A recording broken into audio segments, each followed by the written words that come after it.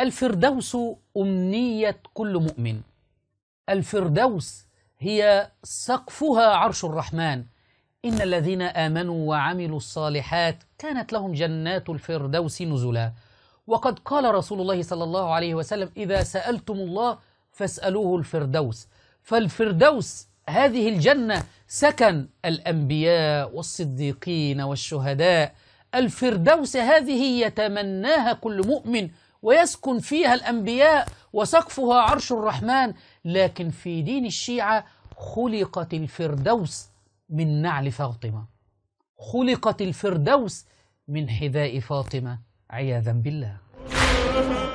إذا كان الفردوس فهو من نعل فاطمة وليس من قلب فاطمة. إذا كان الفردوس فهو من نعل فاطمة وليس من قلب فاطمة. وهناك شيء أعظم من الفردوس. أعوذ بالله من هذه العمائم المزيفة. ما تركوا شيئا في الإسلام أو من ثوابت الإسلام إلا وطعنوا فيه. حتى الفردوس الأعلى الذي يتمناه كل مسلم قالوا أنه خلق من نعل فاطمة. عمائم مزيفة.